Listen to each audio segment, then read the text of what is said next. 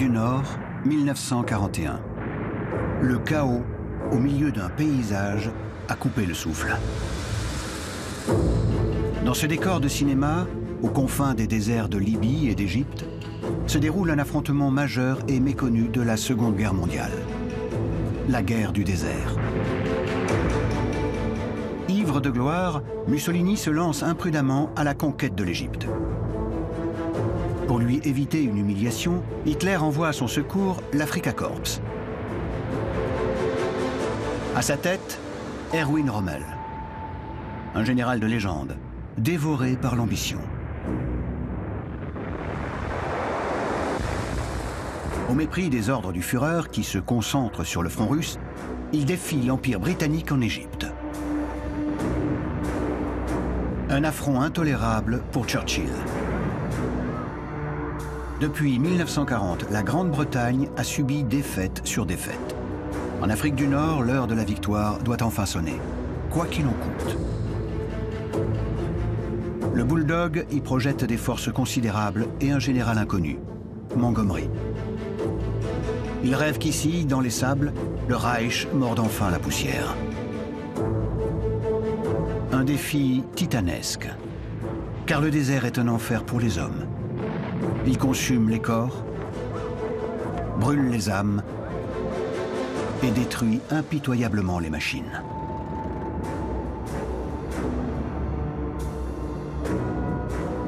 Dans cette fournaise, Montgomery peut-il infliger aux renards du désert une défaite historique qui changerait le cours de la guerre?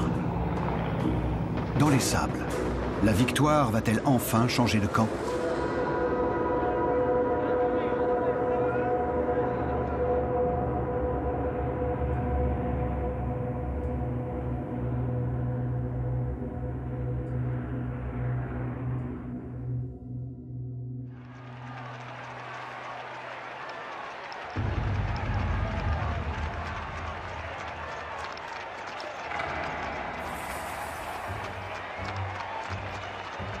Tout commence par un coup de poker.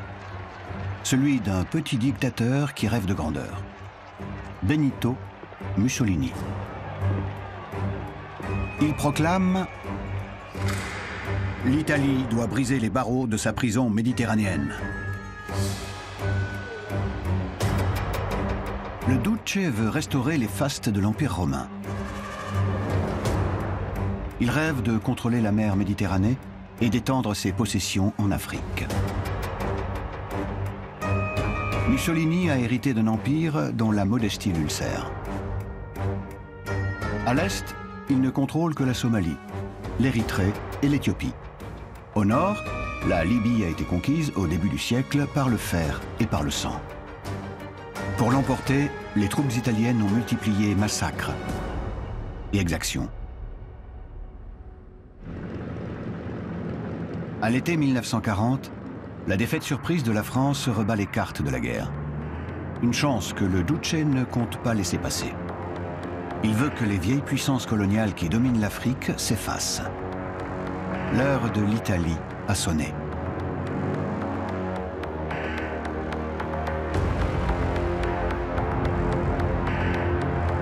À partir de la Libye, il ordonne à ses troupes d'entrer en Égypte, un royaume contrôlé par la Grande-Bretagne. Une force de 80 000 hommes avance sur une centaine de kilomètres en territoire égyptien, puis s'immobilise. Les généraux italiens renâclent.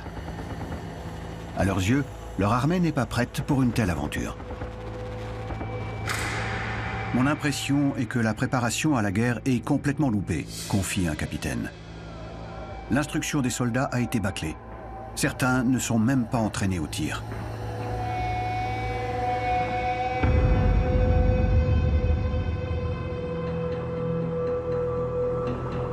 Winston Churchill ne veut lâcher l'Égypte à aucun prix.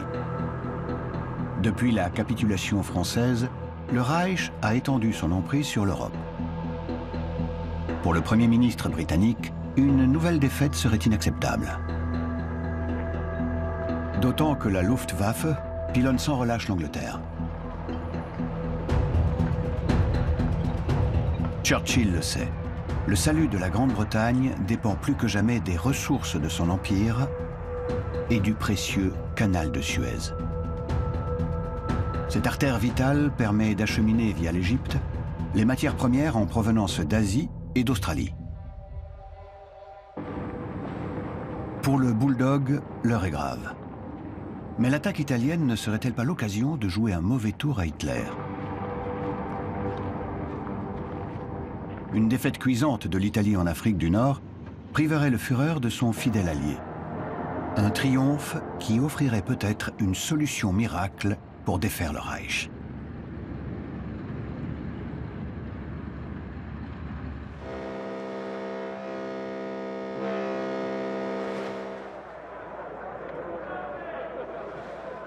Contrairement à Mussolini, Churchill dispose d'un immense empire, le plus vaste de la planète. Il décide de puiser dans ce réservoir pour défendre l'Égypte. Au cours de l'automne 1940, le Caire voit affluer des milliers de soldats australiens, néo-zélandais, sud-africains. Un appui précieux car la volonté des soldats britanniques est largement émoussée après leur déroute subie en Europe au cours de l'été.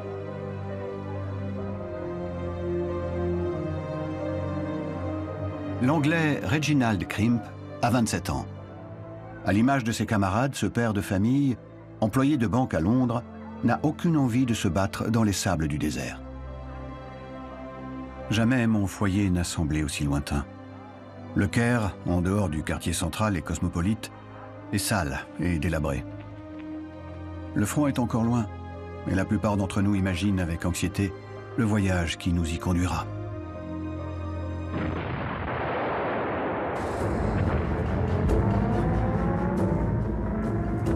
Deux mois après l'offensive italienne, les troupes britanniques contre-attaquent. À leur grande surprise, c'est une promenade de santé.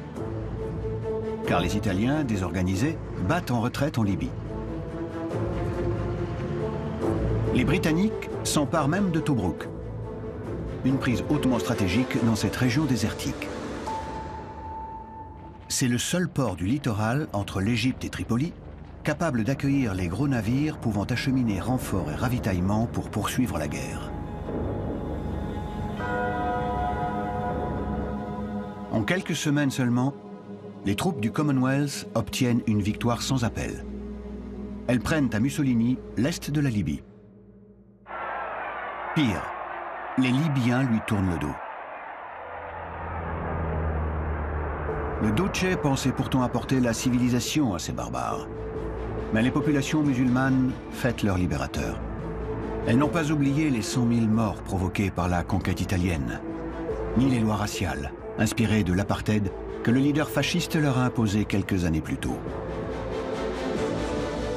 Habile, Churchill propose un marché aux Arabes de Libye. En échange de leur engagement dans les forces britanniques, il leur promet l'indépendance au jour de la victoire. Un bon moyen pour miner l'emprise de Rome. 40 000 Libyens acceptent de combattre pour Londres.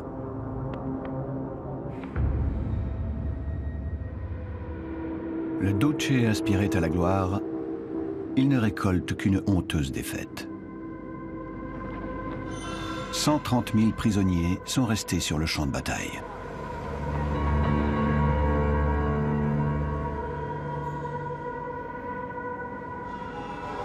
Mussolini voulait imposer sa loi en Afrique. Il doit maintenant appeler à l'aide.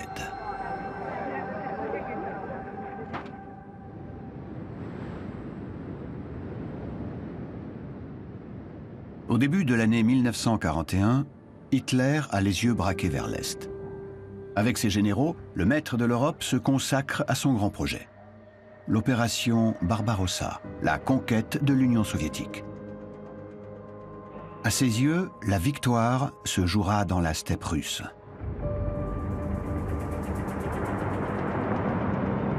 Mussolini, lui, n'a plus aucun atout dans son jeu. Il n'a d'autre choix que de s'en remettre à son allié s'il veut éviter de perdre la Libye.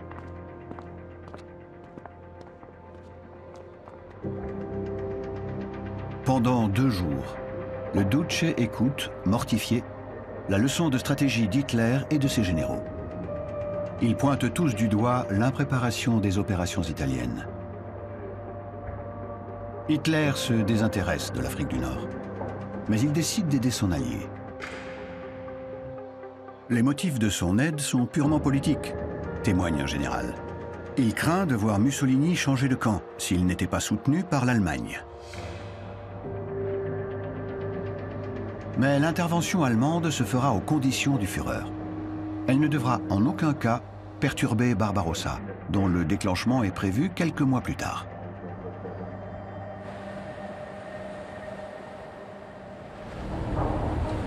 Hitler n'envoie donc qu'un petit corps expéditionnaire au secours du Duce. L'Afrika Korps ne compte que 45 000 hommes et 250 chars.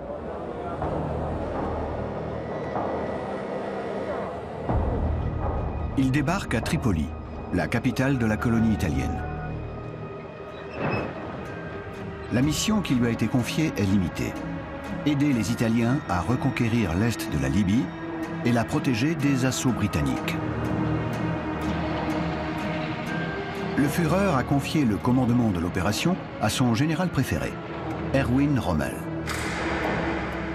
Ce jeune officier de 49 ans l'a ébloui par ses victoires spectaculaires obtenues pendant la campagne de France. Officiellement, Rommel est placé sous le commandement italien. Mais l'homme, dévoré par l'ambition, refuse de jouer les seconds rôles. Rommel n'est pas issu de la grande école des officiers allemands. En Afrique, ce franc-tireur rêve de se couvrir de gloire.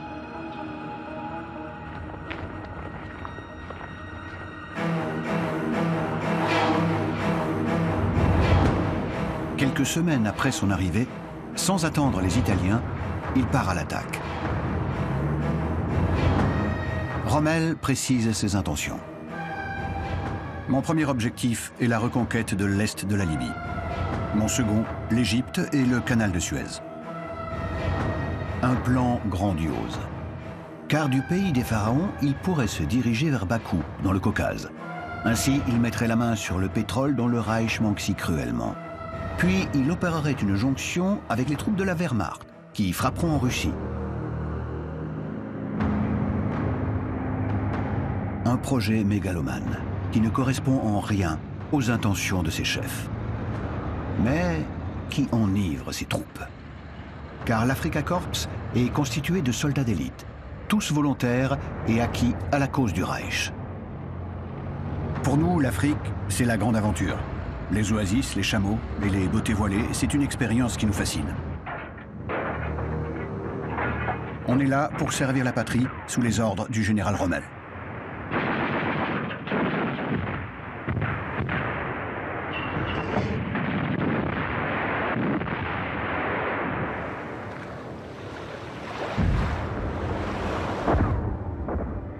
La soudaine offensive de Rommel sidère les Britanniques.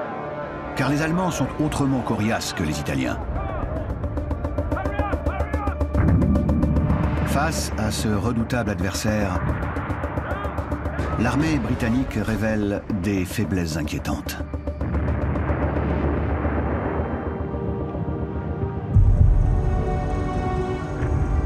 Biologiste dans le civil, James Graham, 27 ans, est médecin dans l'armée britannique. Il découvre, horrifié, l'ampleur des ravages subis par son unité. C'est un blitz. Nous avons été dévorés. Toute la zone est marquée par les restes fumants de véhicules brûlés, les corps éparpillés. Ma tâche est de soulager la souffrance et de sauver des vies. Il y a peu de place pour les sentiments. L'inhumation est effectuée près de l'endroit fatal par les camarades d'un homme, si l'ennemi le permet.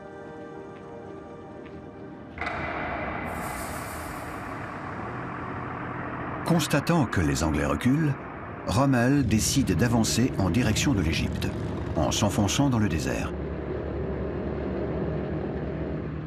Il sait qu'à partir de maintenant, il désobéit aux ordres, comme il l'avoue à sa femme Lucie.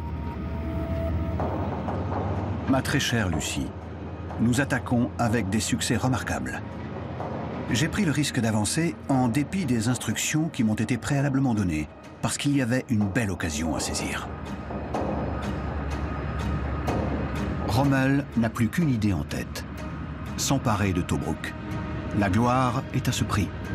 Ce port lui est indispensable pour acheminer son ravitaillement et avancer en Égypte.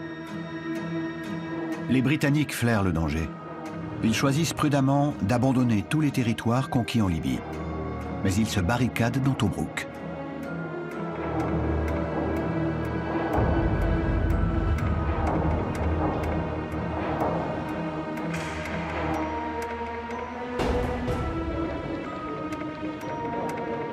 Churchill ordonne à ses troupes de tenir ce port par tous les moyens.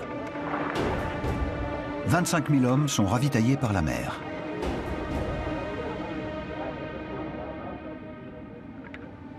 Sur le front, les assiégés ont la vie dure. À cause des bombardements, ils vivent enterrés dans des trous infestés de puces. La propagande allemande martèle à la radio qu'ils sont faits comme des rats. Par défi, ils se surnomment les rats de Tobrouk.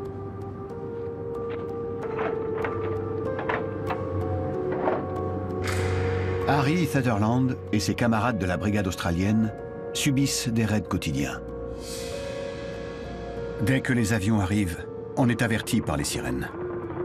On est à côté du dépôt de nourriture, donc on est particulièrement visé. On se parle, on s'aide les uns les autres parce que la tension permanente peut vous briser les nerfs.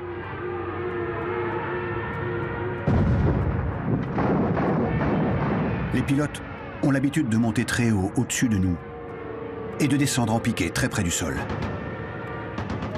C'est le moment le plus effrayant.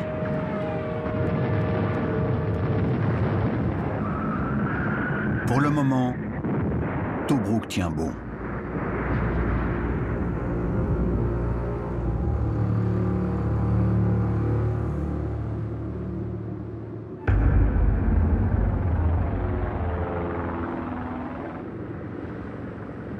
Pourtant, le chef de l'Africa Corps se démène. Il passe ses journées à visiter ses unités dispersées autour de Tobrouk et sur la frontière égyptienne.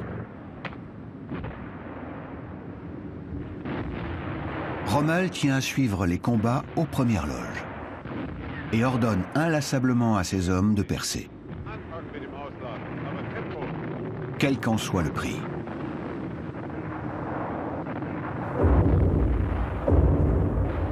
Le lieutenant Robert Witzke, 28 ans, combat en première ligne. Ce soldat de carrière écrit à sa femme. « Chère Inge, tous les jours, il y a des attaques. Et ça durera jusqu'à ce qu'un jour Tobrouk soit pris. Les Anglais tirent à la folie. Chaque jour, on se demande qui vit encore parmi nos camarades. Beaucoup sont morts, mais bien plus sont blessés. Inge continue de penser à moi. » 150 000 soldats italiens combattent aux côtés de l'Africa Corps. Un nombre écrasant. Rommel n'a que peu d'estime pour leur qualité militaire et ne tient aucun compte de l'avis des officiers qu'il méprise ouvertement. Pourtant, les hommes du Duce ne manquent pas de courage. Mais leur armement est vétuste et ils pèsent peu sur les combats. Les offensives, vaines et coûteuses de leur général, commencent à saper la confiance des soldats. Rommel a beaucoup trop d'idées, se plaint un chef de brigade. Il donne un ordre et quelques minutes après, quelque chose d'autre lui vient à l'esprit. C'est terrible de combattre sous les ordres de Rommel. C'est une catastrophe. Au bout de 15 jours de siège, Rommel a consommé une quantité astronomique de munitions. Et le carburant vient à manquer. Qu'importe. À un bataillon de mitrailleurs, il déclare « Nous serons au Caire dans 8 jours. Faites passer le mot. »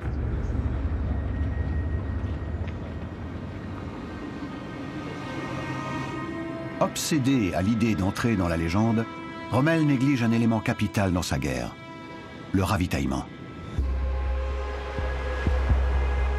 Pourtant, acheminer les 4000 tonnes d'approvisionnement quotidien que ces attaques incessantes exigent est une tâche titanesque. car les lignes de ravitaillement de l'Axe sont longues et dangereuses. En Méditerranée, les Britanniques traquent les cargos italiens qui tentent de rallier Tripoli, l'unique port que contrôle l'Africa Corps.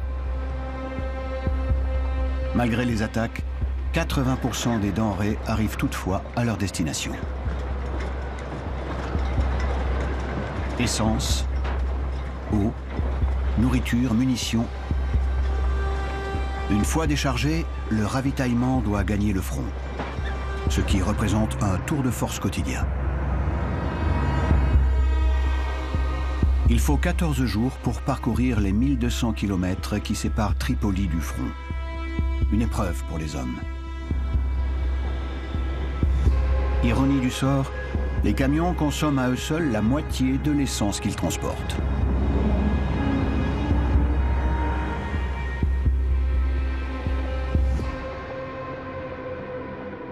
Rommel méprise ces contraintes logistiques.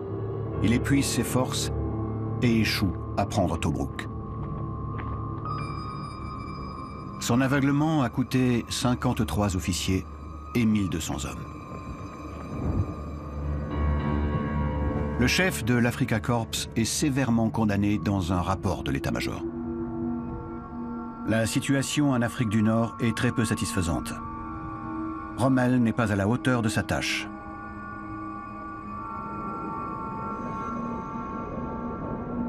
Loin de ses bases et difficilement ravitaillé, l'Africa Corps est dangereusement exposé. Mais Rommel n'est pas disposé à admettre la moindre faute. Il reporte ses erreurs sur ses subordonnés. Certains sont limogés. Le message est clair. Ces hommes devront tenir, quelle que soit la dureté de la mission. Le Ramsin, ce vent brûlant qui peut souffler des jours entiers, annonce le début des fortes chaleurs. Et les hommes affrontent un nouvel ennemi particulièrement redoutable, le désert et son soleil écrasant. De mai à octobre, il est impossible de combattre entre 11h et 16h. Rescapé de l'enfer de Tobrouk, le lieutenant Witzke, terrassé par la chaleur, confie à sa femme. Chaud n'est pas le mot. Depuis 10 jours, on a 58 à 60 degrés au soleil. Si on ne nous sort pas d'ici, il n'y aura plus que de pauvres tarés. Ing, es-tu déjà allé te baigner? J'aimerais tant aller nager avec toi. Le plus grand problème, c'est l'eau, se lamente un autre soldat. Boire, toujours boire, c'est la finalité de notre existence dans le désert. L'eau, difficile à acheminer, est comptée.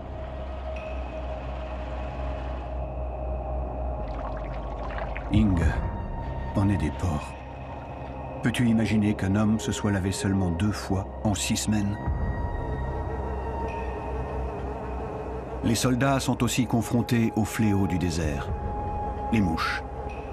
Peu après le lever du soleil, elles arrivent par hordes. Elles se jettent sur les bras, le visage, entrent dans le nez ou dans les yeux pour sucer la sueur, la seule humidité disponible dans ces contrées arides. Il n'y a aucun moyen de leur échapper.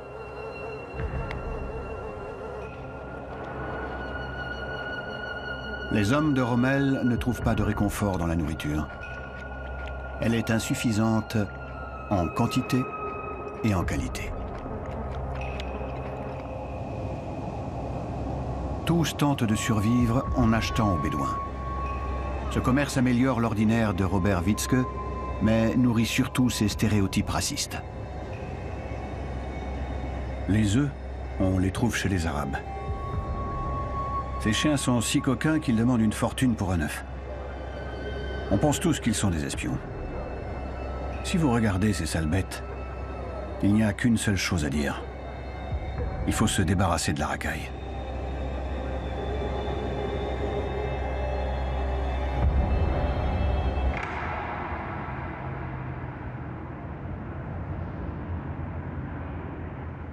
En face, dans les unités britanniques qui campent à la frontière de l'Égypte, les affres du ravitaillement se font moins ressentir.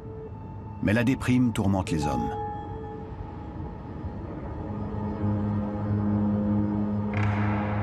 Le soldat Reginald Crimp vit isolé dans le désert depuis maintenant 8 mois.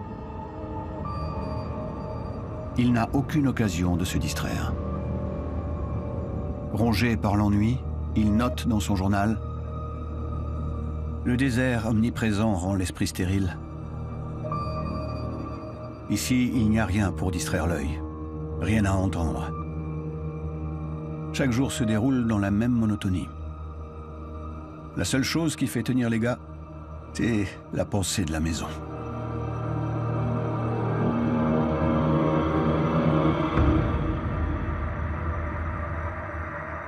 La capitale britannique porte encore les stigmates des bombardements ordonnés l'année précédente par Hitler.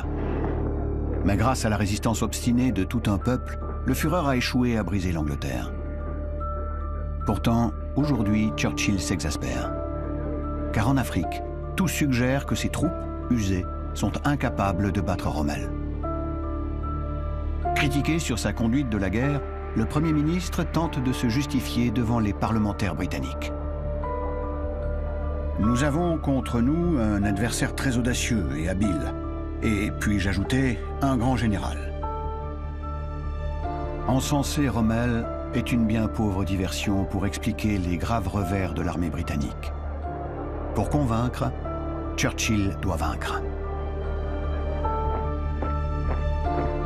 Au cours de l'automne 1941, il envoie d'importants renforts puiser une nouvelle fois dans le vivier de l'Empire, mais aussi dans les forces alliées. Il fait ainsi de l'Afrique du Nord un théâtre majeur du conflit mondial. Indiens, Africains, Polonais, Grecs ou Tchèques, plus de 150 000 hommes viennent grossir les rangs britanniques. Cette tour de Babel accueille aussi les Français libres. À l'appel du général de Gaulle, ces hommes ont décidé de poursuivre le combat pour laver l'honneur de la France. Churchill fait le pari que dans les sables d'Afrique, il pourrait faire commettre à Hitler son premier faux pas. Et peut-être changer le cours de la guerre.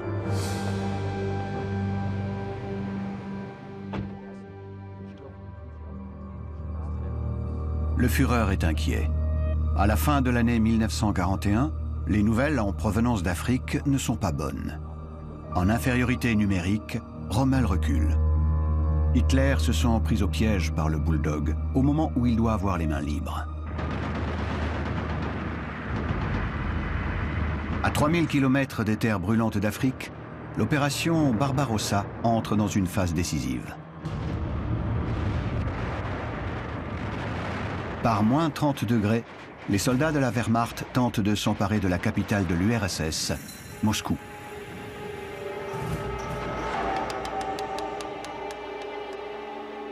Alors que l'Est accapare les forces vives du Reich, Hitler décide pourtant d'envoyer des renforts à son protégé. Il ne peut se permettre de perdre l'Afrique du Nord.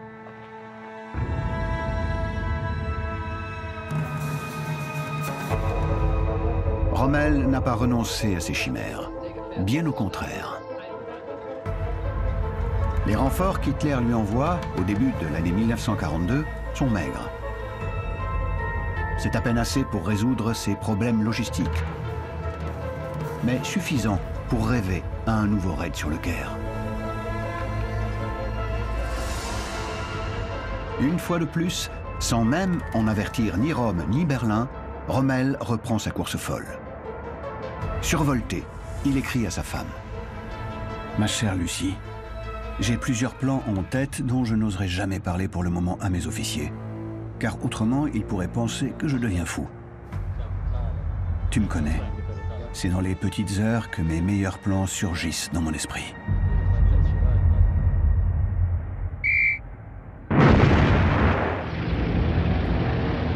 Six mois durant, Rommel livre un combat acharné aux forces britanniques en nette supériorité numérique. Il doit gagner, et vite, pour ne pas être battu.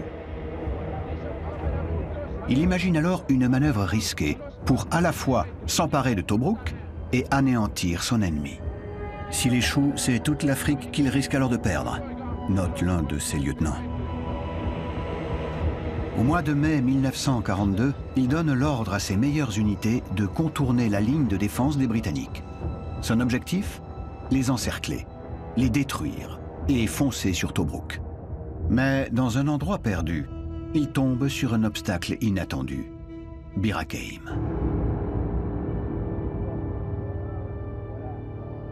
Une position que tiennent les Français libres du général Koenig. Ils ne sont qu'une poignée, 3600, un millier de légionnaires et une majorité de soldats issus de l'Empire français, des tirailleurs africains, marocains ou tahitiens. Tous savent face à Rommel qu'il s'engage dans un combat sans espoir. Koenig leur demande pourtant de tenir. Je suis en contact avec Rommel. Il dit que si on ne se rend pas, il nous réduira en bouillie. Je lui ai répondu d'aller se faire voir. Bon vent à tous.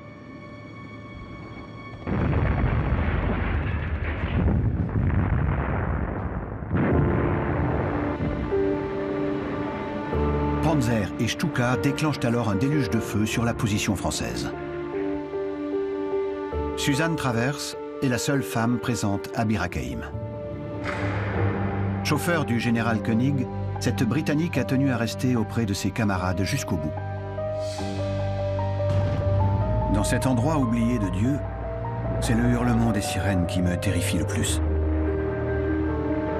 Les bombes perforantes explosent, brûlant et défigurant tout autour de moi. Les morts ne sont plus ramassés et les blessés restent sans soins. Rommel a prédit de nous écraser en un quart d'heure. On lui résiste déjà depuis 2 semaines. 2600 survivants, à court de munitions, parviennent à quitter leur position au terme d'une résistance héroïque qui a permis de bloquer Rommel pendant 14 jours. Suzanne a survécu elle aussi. Elle s'enthousiasme. C'est un moment de grande gloire pour les Français libres. Nous avons restauré l'honneur de la nation. C'est le fait d'armes que De Gaulle attendait pour pouvoir enfin espérer obtenir la reconnaissance des Alliés. Les Britanniques saluent l'exploit. Grâce aux précieuses heures gagnées par les hommes de la France libre, leurs forces, en pleine débâcle, évitent l'encerclement. Elles se replient derrière la frontière égyptienne, mais abandonnent pour la 2e fois l'est de la Libye à l'ennemi.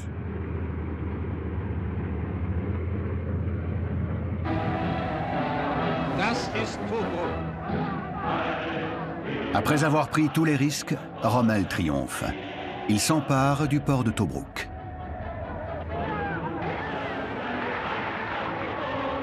Robert Witzke a joué les premiers rôles dans cette victoire. Il exulte. Notre bataillon a eu, une fois de plus, l'honneur d'ouvrir la voie. Jésus-Christ, Tobrouk est à nous. C'est encore difficile à croire.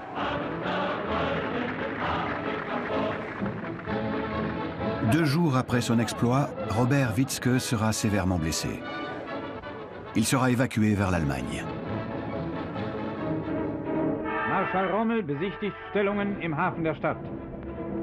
Noch immer stehen dichte Rauchwolken über Tobruk. Les reporters de guerre allemands ont suivi Rommel pas à pas pendant la dernière phase de la bataille. Leurs images donnent à son haut fait un retentissement mondial. Le mythe du renard du désert est lancé.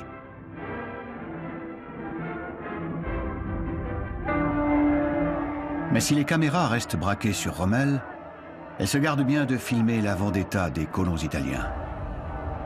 Les populations arabes avaient choisi le camp britannique. Elles en paieront le prix.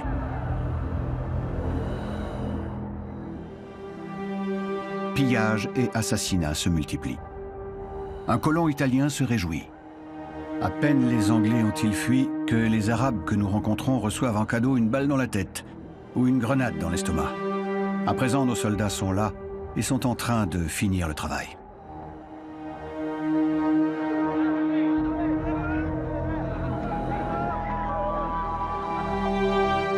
Les violences frappent aussi les 30 000 Juifs de Libye, qu'ils aient ou non soutenu les Britanniques. Les lois raciales fascistes étaient jusque-là mollement appliquées à ces citoyens italiens. Mais les revers militaires provoquent une radicalisation du régime fasciste. Le Duce décide d'interner tous les juifs de la région.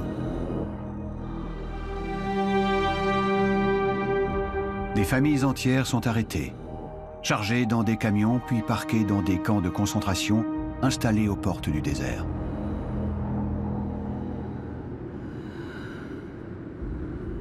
Le pire des mouroirs se situe à Ghiado, à 250 km au sud de Tripoli. Environ 3000 personnes y seront détenues. Le quart périra de sous-alimentation et de mauvais traitements.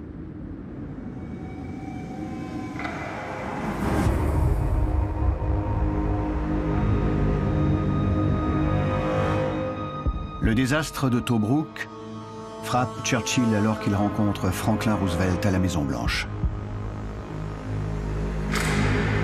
C'est l'un des coups les plus violents que je me rappelle avoir reçus.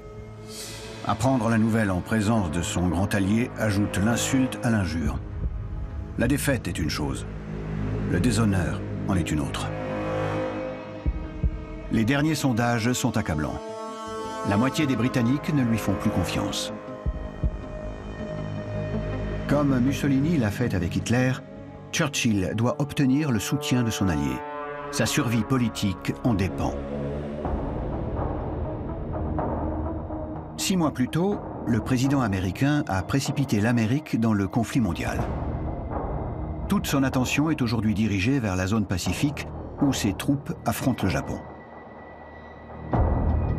Entretien après entretien, Churchill le harcèle pour qu'il débarque sur les côtes africaines et l'aide à écraser Rommel.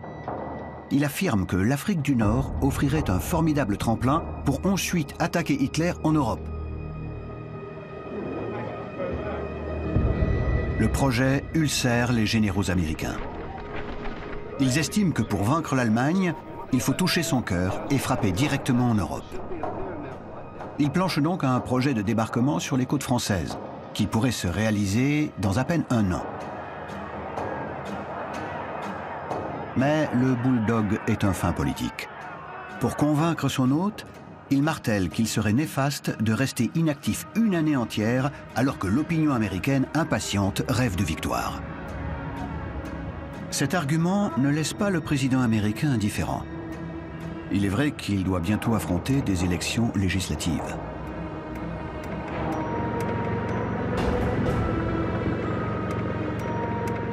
Le renard du désert ignore ses calculs. À la fin du mois de juin 1942, il décide d'avancer en Égypte, avec cette fois la bénédiction d'Hitler. Le Führer considère maintenant la conquête égyptienne comme un tournant historique, le moyen d'obtenir la chute de l'Empire britannique. Rommel est persuadé d'achever son ennemi en 2 semaines seulement. Alors, il prépare ses vacances. Il écrit à sa femme. « Ma très chère Lucie, nous sommes en marche vers notre dernier objectif. Il sera possible d'aller en Italie en juillet. Prends les passeports. »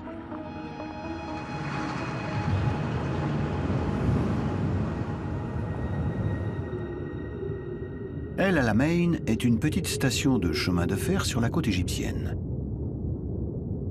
C'est ici que les généraux britanniques décident de livrer la bataille de la dernière chance.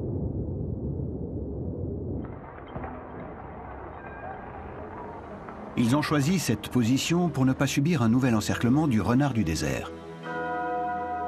Ses flancs reposent sur des obstacles infranchissables. La mer au nord, une vaste région de sable mou au sud.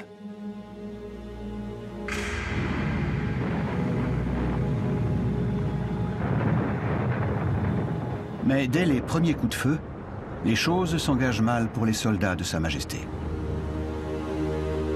Depuis 1 an, ils ont subi défaite sur défaite, malgré leur supériorité numérique. Les stratégies ineptes de leur chef et la peur de Rommel ont miné leur détermination. À quoi bon se battre contre un ennemi invincible, pensent de nombreux soldats. Dans son hôpital de campagne, le médecin James Graham voit affluer des hommes abattus, incapables de continuer le combat.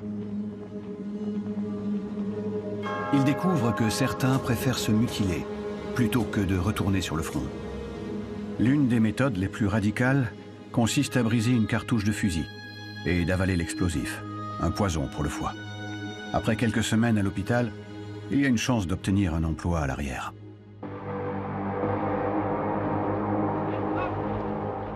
Au cours de l'été 1942, l'effondrement du moral prend des proportions alarmantes. Le chef des forces britanniques voit ses hommes se rendre en masse à l'ennemi. Ce défaitisme est inacceptable. Il réclame la réintroduction de la peine de mort pour les déserteurs.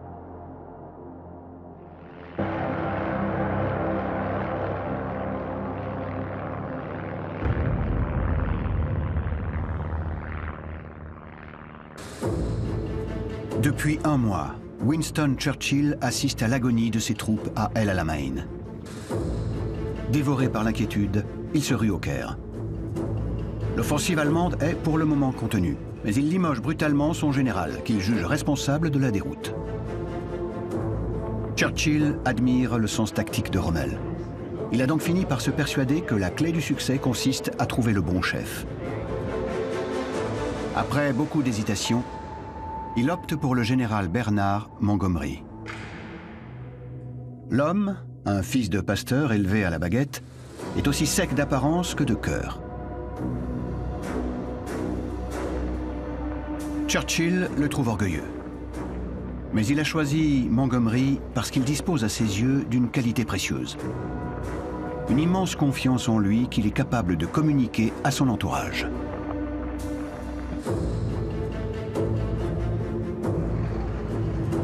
Attaché au quartier général de Montgomery, le médecin James Graham le voit se démener pour soigner les maux qui rongent ses forces. Montgomery est tous les jours de sortie. Il fait le tour des unités avec assiduité pour se présenter aux soldats. Jamais un commandant n'avait fait ça. Le nouveau chef adresse à ses hommes un message simple, mais ferme.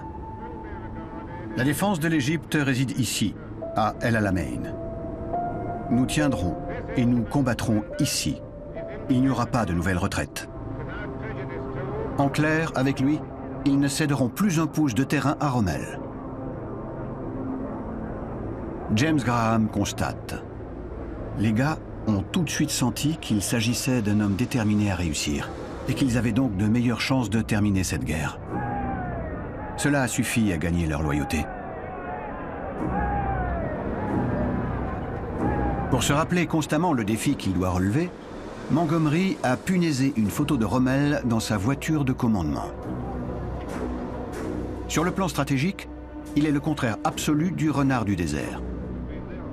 Il aime, pour sa part, préparer méticuleusement ses plans. Je passe la journée à inspecter le terrain.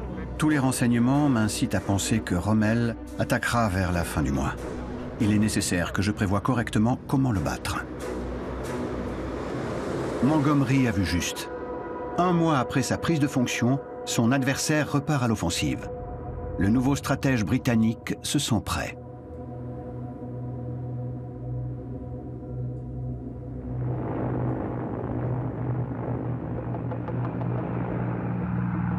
Plutôt que de parier sur une improbable bataille décisive, il décide d'user son adversaire, car il dispose d'une nette supériorité matérielle. Mon plan consiste à contenir les chars de l'ennemi, tandis que nous procéderons à une destruction méthodique de ses forces à l'arrière pour le couper de son ravitaillement.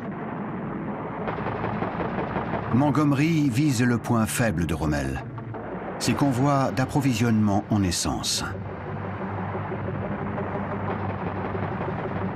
Werner Morck conduit un camion de ravitaillement de l'Africa Corps. Il subit une nouvelle attaque aérienne qui le marquera pour le restant de ses jours.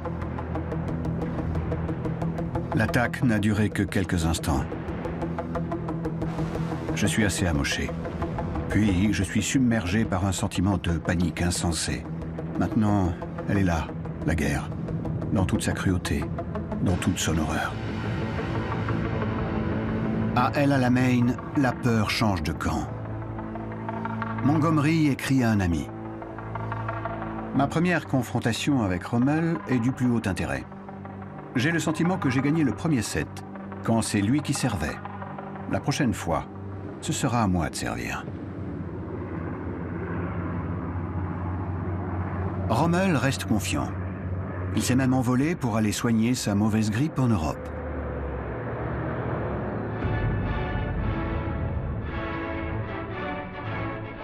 Son voyage se transforme en tournée triomphale. Devant les caméras, Hitler le promeut. Tobruk vaut bien un bâton de maréchal.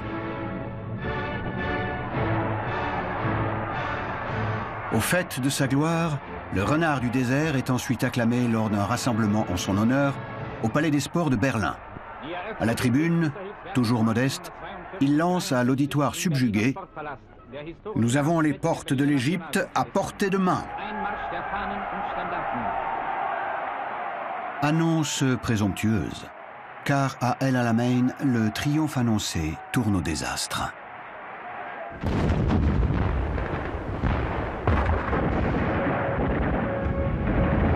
Rommel revient en catastrophe reprendre son commandement à la fin du mois d'octobre. La stratégie d'usure de Montgomery a porté ses fruits. Il n'a plus que quelques jours de carburant devant lui. 2 jours après son retour, le renard du désert reçoit le coup de grâce.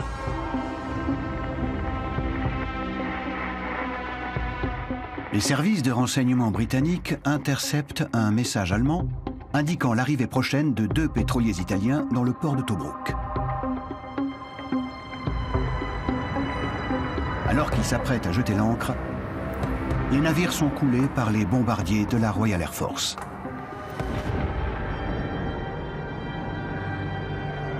Faute d'essence, Rommel n'a tout simplement plus les moyens d'agir.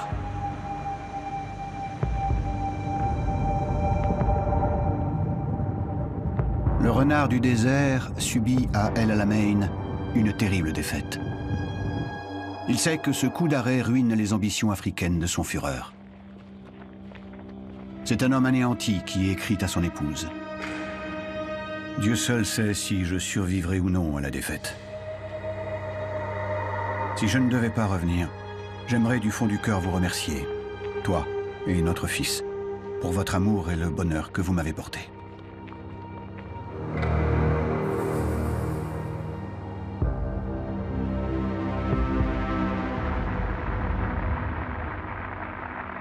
La victoire d'El Alamein signe un tournant dans la Seconde Guerre mondiale.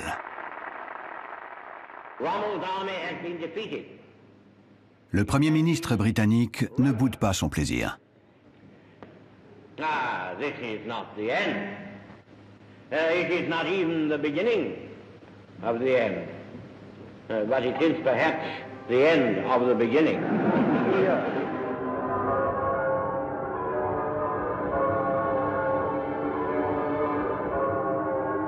Churchill jubile. Il sait que les jours du Reich en Afrique sont désormais comptés.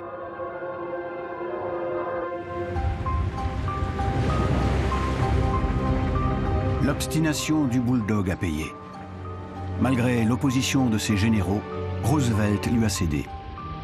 5 jours après le triomphe d'El Alamein, les troupes américaines débarquent en Afrique du Nord. Sur les plages du Maroc et de l'Algérie, 2 colonies françaises. Le président américain veut gagner les élections de mi-mandat. Il a promis à son opinion une victoire facile sur le continent africain.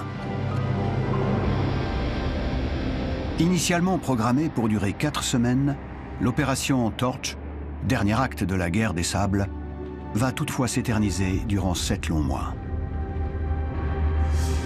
Les forces anglo-américaines et l'armée de Montgomery ont prévu de se rejoindre en Tunisie.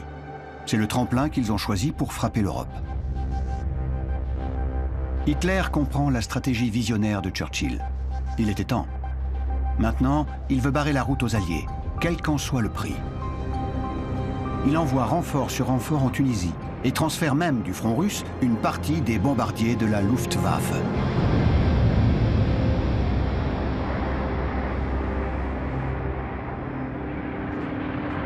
La rudesse des combats éprouve les recrues américaines, des novices pour la plupart. Paul Robinette commande un régiment blindé de l'US Army. Ces hommes sont engagés dans le premier affrontement d'envergure contre la Wehrmacht, en février 1943, à Kasserine. Le commandant assiste, impuissant, à la déroute de ses troupes. Il y a une confusion indescriptible et des signes de panique. Notre armée n'est plus qu'une force battue qui se replie en hâte. Certains à l'arrière disent que nous ne sommes pas dignes de combattre. Pourtant, ce terrible baptême du feu endurcit les GIs. Le 20 mars 1943, ils peuvent opérer leur jonction avec les hommes de Montgomery.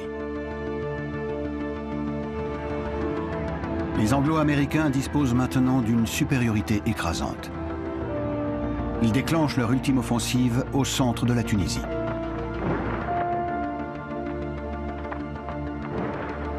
Trois semaines plus tard, les Britanniques entrent dans Tunis, les Américains dans Bizerte.